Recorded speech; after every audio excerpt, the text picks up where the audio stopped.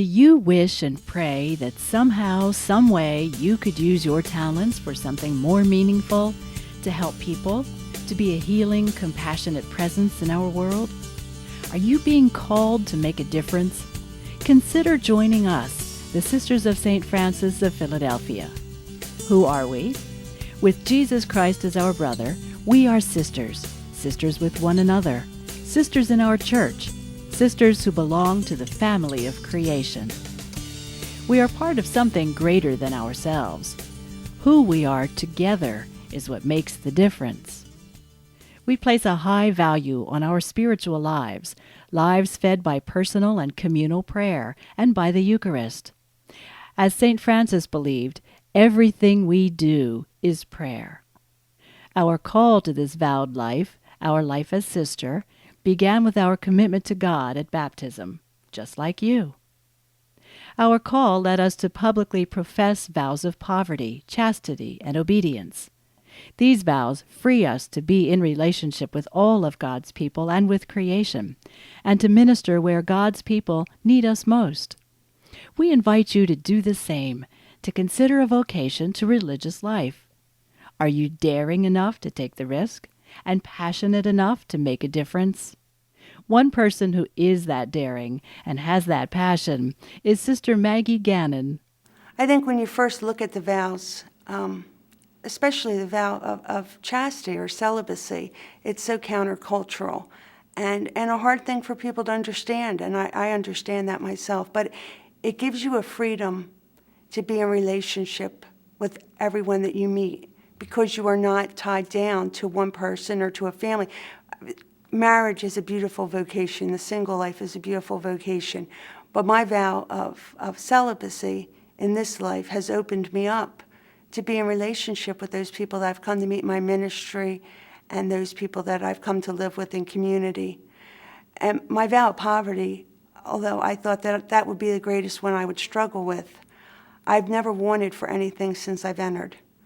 What I need has changed, but I've never wanted for anything, and I think the simplicity of my life has made it easier for me to live my life.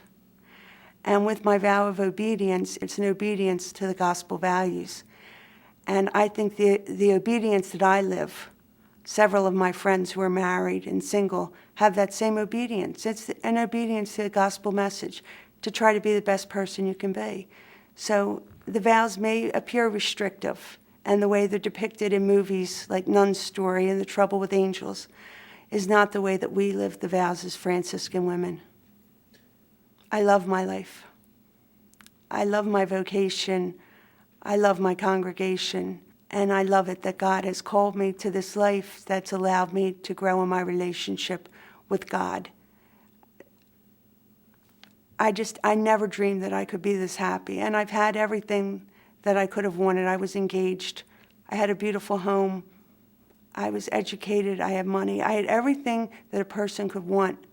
But I have never, ever been as happy as I've been since I entered this congregation. And I've never doubted since then that this is where I belonged.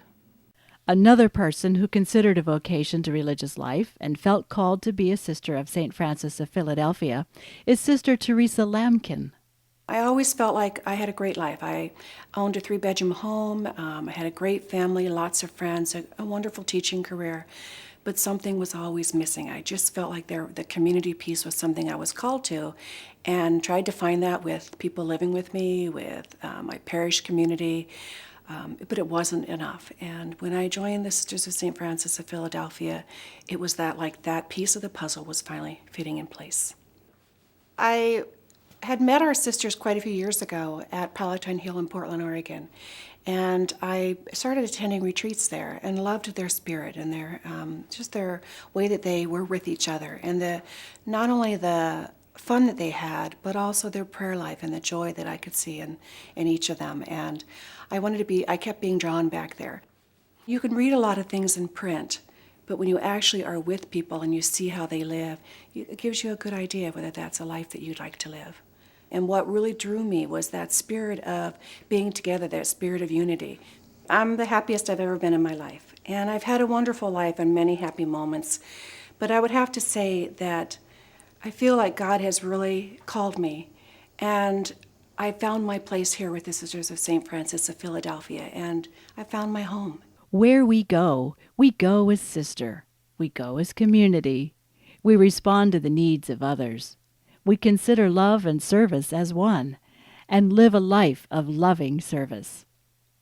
One of the ways we serve is by our ministry. Work is not ministry unless it comes from a life of prayer. St. Francis lived as a contemplative in his world. We are called to do the same in ours. When our focus is God, our work has become more than work. It is ministry. Just as God's people have many different needs, we serve those needs in many different ministries, including education, social ministries and counseling, healthcare, parish ministries, advocacy, and spiritual ministries. How do you know where God is leading you? How can you best find meaning in your life? Pray. Talk to people you trust. Get involved in the church. Serve others like Jesus did. Open your mind and heart. God speaks to us in many ways, often through people and in our everyday experiences. Maybe what God is saying makes you nervous or anxious, but if underneath there's peace, you may have your answer. Is being a sister of St. Francis of Philadelphia for you? Listen to how Sister Diane Tompkinson came to that decision. Everyone's vocation story is unique, and one of the things that's distinctive about mine is that I was attracted to the person of Francis before I ever met any Franciscans. And in that process, I was just really kind of captured by this idea of someone trying to live the gospel radically, literally, the way Jesus and his first followers did, and found myself asking, how would you do that today? What would that look like? And the answer that sort of came to me is, well, people are nuns and priests, those things still exist. And my initial reaction to that was, oh yeah, but that's not for me. Probably the most challenging was getting beyond people's stereotypes of what a nun is.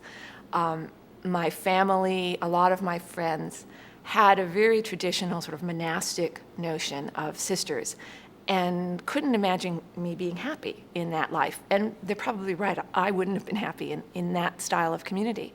But this community was vibrant, engaged in the world, actively involved in serving the needs of the poor, educated women, and this was a community that where my gifts and my talents fit. So the challenge was getting to know the sisters myself, getting past some of my own stereotypes, and then having the opportunities to let the people who loved me meet these women that I was coming to love and see that this was a good fit. The best things about being part of a religious community is having the support of sisters who are also seeking to let God be their all. So the supportive community in my own spiritual life, the support of relationship, and the best things are when we're together. The religious life is ultimately about falling in love with God, and you need to take time to be sure that that's the deepest desire of your heart. So my encouragement would be, if you're feeling that stirring, come and see. Come spend time with the sisters. Come test the waters. Come visit with us. Get to know us. Come spend time in prayer to get to know your own relationship with God. Come share in our Franciscan joy that is rooted in more than 800 years of tradition and is still alive today.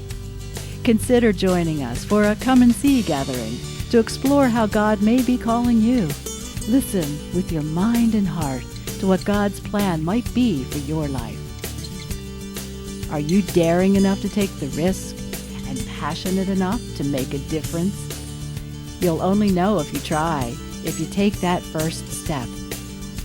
We invite and encourage you to do just that, to begin the journey. Join us. Together we can make a difference in our world. For someone who would be discerning a vocation in our community, I think first and foremost, being able to meet some of our sisters would be really important. Seeing how we live, spending some time with us. To me, that was just really instrumental in my decision that this community had the kind of spirit and the charism that was important to me. Learn about our social justice issues, learn about things that we are doing in different areas of the world, and what we value. And also that we have a vocation director that they contact in the East Coast or the West Coast and get information sent to them anytime. If it's for you, why wait?